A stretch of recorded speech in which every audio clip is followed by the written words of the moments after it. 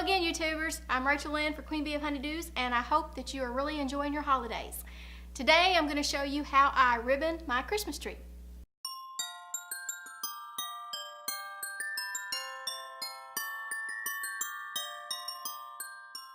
As you can see from my tree, it has the ribbon weaved in and out in a natural fashion. I'm not really crazy about those trees where the ribbon is wound around it and it almost looks like it's been tied up and ready to ship, tie onto the top of your car and drive home. So there are 3 things that you need to know to get your tree this way. And the first thing is you need to use ribbon that has wire in it.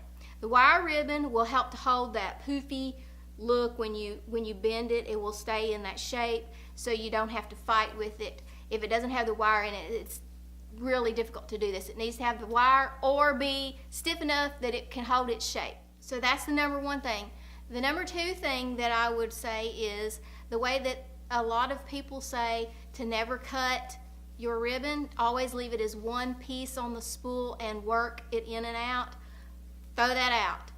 That is really difficult to do, especially if you're a beginner at this.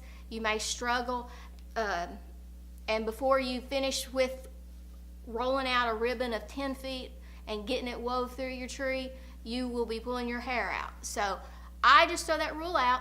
I cut mine out into sections, and I cut them out into about 3 feet each, and I start from there. And the way that I do this is I start by weaving, by placing the end of the ribbon into the interior of the tree, and if it's got the wire on it, it will usually stay where it needs to be. If it doesn't, I will wrap the wire around the interior of one of the branches, and what I do is I just weave it in and out, and then when I get to the end of the ribbon, I just weave it back into the interior of the tree, and it usually stays in place with the wire. If not, like I said, just wrap it around one of the stems.